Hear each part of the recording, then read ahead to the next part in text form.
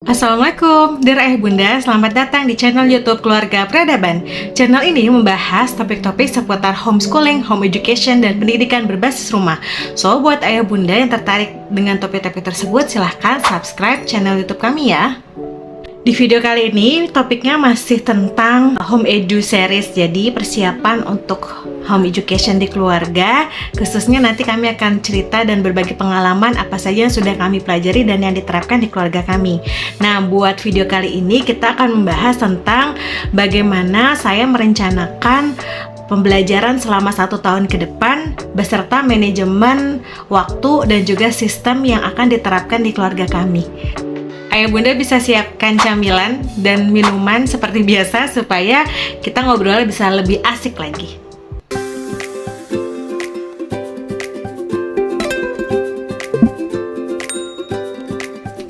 Nah ya bunda, seperti yang sudah saya jelaskan di beberapa video sebelumnya bahwa saya adalah ibu rumah tangga dengan 3 orang anak usia 6 tahun, 4 tahun, dan juga 5 bulan. Jadi usia anak saya yang masuk ke usia sekolah itu ada yang 4 tahun itu masuk usia pre-K atau PAUD, dan juga anak usia 6 tahun itu udah masuk Kindi B atau TKB, atau ada juga yang bisa langsung 6 tahun bisa langsung SD kelas 1. Nah, karena ada perbedaan level atau jenjang pendidikan ini, tentu saja muatan yang akan diberikan berbeda ya. Tapi alhamdulillahnya seperti yang sudah dibahas di video sebelumnya, terutama di bagian home education style, telah dijelaskan bahwa keluarga kami mengambil metode pembelajaran unit studies, sehingga kita bisa memberikan atau mendidik anak-anak sesuai dengan tema, meskipun muatannya berbeda tetapi masih bisa belajar bersama-sama dalam satu rumah. Misalnya tema diriku, nanti yang akan berbeda muatannya, tapi yang akan dipelajari sama-sama, belajar bersama-sama itu sama temanya dalam 1 bulan ke depan. Nah, kurang lebih seperti itu gambaran penjelasan teknisnya. Nah, kalau dalam 1 tahun ke depan seperti apa? Yuk kita rinci sambil kita bahas satu persatu. Ayah bunda sekalian, rencananya keluarga kami akan membagi dalam 1 tahun ke depan dalam beberapa range waktu. Jadi ada yang kuartal, ada yang bulanan, dan ada yang mingguan, dan ada yang harian. Itu bagaimana kita manajemen sistem pendidikan di keluarga kami. Nah, yang kuartal ini rencananya kami akan membuat project. Jadi dalam 1 tahun pembelajaran kami akan mengambil 1 project saja, yaitu temanya Aku Cinta Bumi. Karena temanya tentang Aku Cinta Bumi nanti akan sangat relate dengan isu yang sedang dihadapi keluarga sekarang, yaitu tentang sustainable living. Jadi keluarga kami sedang menerapkan bagaimana slow living dan juga sustainable living. Insya Allah itu akan kami terapkan di sekitar bulan Februari sampai dengan Maret. Jadi kalau masuk kalender Hijriyah itu sudah masuk Rajab Sya'ban sampai kurang lebih Syawal. Jadi antara 3 bulan tersebut sambil kita juga belajar slow living dalam Islam seperti apa, sustainable living dalam Islam seperti apa. Jadi sambil juga kita membuat project seputar itu. Itu tadi adalah kegiatan yang diterapkan dalam 1 kuartal. Jadi kami menerapkan atau mengadopsi sistem pembelajaran berbasis proyek atau PJBL dari kurikulum Merdeka. Kemudian kegiatan yang lainnya seperti apa? Yuk kita bahas lagi. Kegiatan selanjutnya adalah kegiatan yang range waktunya bulanan. Jadi rencananya dalam 1 bulan kami akan fokus 1 tema besar, dan pembelajaran ini akan mengadopsi kurikulum tematik 2013. Seperti yang pernah saya bahas di video sebelumnya tentang kurikulum homeschooling Indonesia, bahwa kurikulum 2013 ini ada 8 tema dalam 1 tahun ajaran, sehingga nanti 1 bulan bisa membahas 1 tema besar. Nah, apa aja tema-temanya dan bagaimana urutannya? Tentu saja di keluarga kami nggak harus berurutan sesuai dengan tema yang diberikan oleh pemerintah. Jadi kami menyesuaikan momentum di bulan tersebut. Contohnya seperti apa? Yuk kita bahas lebih detail. Di bulan Juli 2022 kemarin, karena ada momentum Muharram, jadi kami memanfaatkan tema waktu dalam proses pembelajaran, karena Muharram adalah bulan pertama dalam kalender Hijriyah, sehingga pas banget nih momentumnya untuk membahas topik tentang waktu. Kemudian karena masih ada range waktu sedikit ya di bulan Juli kemarin, karena kita mulainya di minggu pertama Juli, sekitar minggu kedua kita sudah masuk tema diriku yang identitasku, karena waktu awal memulai pembelajaran tentu saja yang paling menarik untuk dipelajari adalah tentang diri kita, tentang identitas. Nah, kemudian masuk bulan Agustus karena ada momentum 17 Agustus HUT RI, jadi temanya kita ambil tentang negaraku. Jadi kita nanti akan belajar tentang bendera, lambang negara, kemudian hal-hal yang menarik seputar Indonesia. Kemudian di bulan September karena ada momentum hari ulang tahun anak-anak, nah jadi kita akan bahas lagi tentang diriku tapi spesifik tentang kesukaan anak-anak, tentang hobi, kesukaan dan cita-cita anak-anak. Kemudian jika sempat nanti kami juga akan membahas tentang tema lingkungan. Jadi tema lingkungan ini tentang rumah, kemudian tentang keluarga juga akan dibahas di bulan September. Kemudian di bulan Oktober karena ada momentum Sumpah Pemuda, maka kami mengambil tema besar budayaku. Di tema budayaku ini nanti akan kita bahas tentang bahasa, kemudian masing-masing daerah punya sukunya masing-masing, kemudian baju adatnya seperti apa, karakteristik masing-masing budaya dan suku seperti apa, itu akan dibahas di bulan Oktober karena momentumnya pas ya, Sumpah Pemuda, yaitu berbahasa yang satu, bangsa yang satu, dan tanah air yang satu. Nah, di bulan November karena ada momentum Hari Pahlawan, maka kita akan balik lagi nih ke tema negaraku. Di tema negara itu ada subtema tentang pahlawan nasional. Jadi nanti akan membahas tentang pahlawan di Indonesia. Dan akan dibahas tipis-tipis juga tentang sejarah di Indonesia. Di bulan Desember, karena bulan Desember ini biasanya musim pancaroba, pergantian musim ya. Biasanya musimnya lagi nggak tentu, tiba-tiba hujan, tiba-tiba kering gitu. Jadi mungkin di bulan Desember ini kita akan membahas topik seputar alam semesta.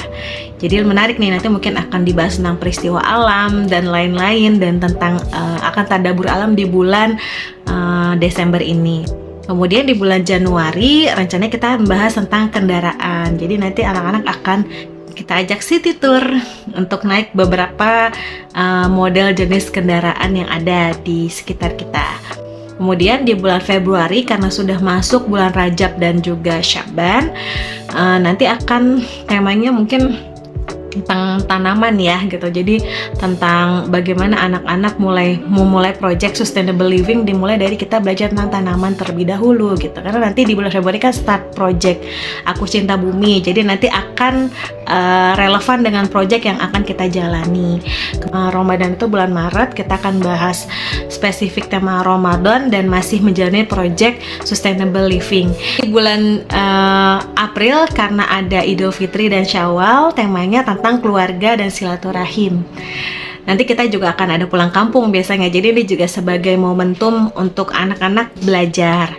Kemudian di bulan Mei temanya akan tentang binatang, karena nanti akan menjelang kurban. Jadi menarik nih kalau misalnya kita sebelumnya akan membahas topik seputar binatang dan juga hewan. Dan terakhir di bulan Juni karena ini sudah bulan Zulhijjah, jadi tentu saja temanya akan tentang kurban, tentang haji. Nah, itu menarik untuk dibahas ya, dua tema besar tersebut. Dir ya Bunda, tadi kegiatan yang bulanan ya, kayaknya seru banget. Saya aja nggak sabar, pengen juga ikut belajar bareng anak-anak. Nah, sekarang gimana eksekusi dalam waktu yang lebih rapat lagi, dalam waktu mingguan dan juga atau pekanan dan dalam waktu harian.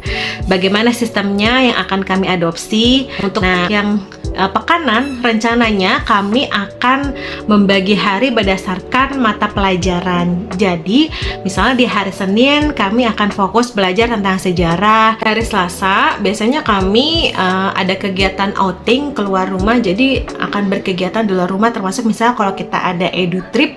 Nah, itu biasanya rencana kami akan laksanakan di hari Selasa, karena hari Selasa ini kan kalau hari Senin biasanya macet ya. Hari weekdays, weekend juga macet, jadi kami memilih untuk setiap edu trip di hari Selasa. Kemudian hari Rabu rencananya akan belajar tematik ya dari buku-buku atau workbook yang sudah kami purchase tentang kurikulum 2013. Jadi nanti di workbook itu akan include mata pelajaran matematika, bahasa, sains, dan juga sosial. Kemudian di hari Kamis, anak-anak rencana akan bersosialisasi baik di sekolah ataupun nanti akan masuk beberapa course gitu. Nanti akan kita jadwalkan di setiap hari Kamis gitu. Jadi berkegiatan di luar rumah bersama dengan teman-temannya di hari Kamis. Kemudian hari Jumat karena hari ibadah, jadi temanya tentang Quran dan agama, belajar fokus tentang faith ya, tentang keimanan, Quran, agama. Hari Sabtu dan Ahad itu temanya bebas karena Ahad biasanya kita hari keluarga. Seperti itu kegiatan atau manajemen sistem yang akan kami lakukan secara pekanan. Bagaimana dengan yang harian? Nah, kalau yang harian, kami akan membagi waktu berdasar atau membuat kandang waktu, blocking schedule berdasarkan waktu sholat. Jadi nanti dimulai dari subuh sampai menjelang duha, kemudian duha, kemudian zuhur, asar, maghrib, dan isya. Nah, dimulai dari subuh sampai menjelang duha, biasanya anak-anak ini morning time, kita baca atau read aloud dari morning basket. Kemudian termasuk juga kegiatan pagi-pagi ya, bebersih, terus juga makan dan lain sebagainya.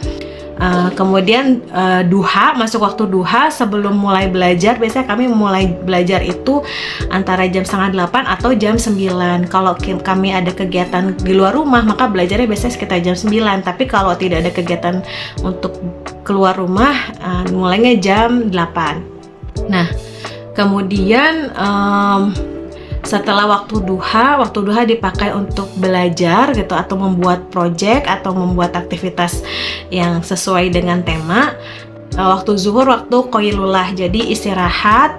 Anak-anak kami biasakan tidur siang supaya emosinya juga lebih stabil, lebih tenang, lebih ada waktu istirahat, lebih enak. Kemudian di asar anak-anak biasanya playdate, main sama teman-temannya, keluar rumah, snack time. Dan maghrib sudah masuk rumah dan sudah tidak berkegiatan di luar rumah. Biasanya di waktu maghrib ini anak-anak waktu Iqra ya, membaca Quran atau kegiatan-kegiatan yang sifatnya religius ya. Kemudian mulai isya, anak-anak sudah dikondisikan masuk ke dalam kamar. Jadi biasanya dikondisikan dengan baca buku di dalam kamar gitu, atau misalnya membawa mainan di kamar nggak masalah. Yang penting anak-anak berkegiatan dengan tenang di kamar sambil mengkondisikan badan untuk beristirahat. Seperti itu kegiatan yang hariannya. Nah ya Bunda, itu tadi bagaimana kami memanajemen sistem homeschooling di keluarga kami. Bagaimana dengan keluarga ayah bunda sekalian? Jujur ya, kalau misalnya tadi kita bahas tentang kegiatan bulanan, pekanan, dan harian, sebenarnya nggak terlalu padat. Dan kalau misalnya ayah bunda notice ya, tadi kita sekolah hanya di waktu duha saja gitu, jadi sisanya waktu bebas karena memang anak-anak juga masih usia preschool, jadi muatan belajarnya juga nggak terlalu banyak dan lebih banyak berkegiatan atau beraktivitas yang sifatnya memang mengeksplorasi ketimbang kegiatan yang hanya duduk saja gitu. Jadi lebih banyak kegiatan yang justru berinteraksi di luar. Nah, ada lagi nih beberapa program yang rencananya kami akan jalankan, yaitu ini sifatnya momentum ya. Jadi insya Allah kita akan membuat edu-trip. Jadi edu-trip ini adalah kita menjelajah atau membuat trip berdasarkan tema bulanan gitu. Jadi nanti kalau ada waktu kosong gitu ya di bulan tersebut gitu, ada kesempatan untuk kita melaksanakan edu-trip. Nanti tujuan wisatanya, tujuan tripnya itu akan disesuaikan dengan tema saat itu. Misalnya kalau temanya tentang tumbuhan, maka kita akan melakukan edu trip ke Kebun Raya Bogor gitu. Atau misalnya jika temanya tentang kendaraan, nanti misalnya kita akan mencoba berbagai macam moda transportasi di sekitar Jabodetabek ini. Kemudian misalnya apalagi kendaraan hewan, tentang binatang, nanti akan berkunjung ke kebun binatang. Nah, kurang lebih seperti itu yang akan kami lakukan, program-programnya, kegiatan aktivitas homeschooling yang akan kita lakukan. Bagaimana dengan keluarga ayah bunda sekalian, sudah mulai tergambar dan terlihat big picture-nya kira-kira kalau melaksanakan home education seperti apa. Ayah bunda sendiri bisa menilai ya bahwa dengan kegiatannya seperti ini, meskipun kita memiliki anak yang memiliki level atau range usia yang berbeda, tetap bisa berkegiatan bersama, juga masih disesuaikan dengan kapasitas masing-masing anak. Seperti itu insya Allah yang akan kami jalankan selama 1 tahun ke depan. Mohon doanya supaya lancar ayah bunda sekalian. Kalau ayah bunda sekalian punya saran atau pertanyaan, bisa chat di kolom komentar, nanti kita diskusi lebih dalam di sana, atau bisa juga DM direct message Instagram kami. Linknya ada di description box ya, di linktree/keluarga.peradaban. Kemudian jangan lupa like-nya untuk mendukung video ini. Bantu kami dengan subscribe dan nyalakan notifikasi bel. Terima kasih ya bunda sekalian. Sampai jumpa di video selanjutnya. Assalamualaikum warahmatullahi wabarakatuh.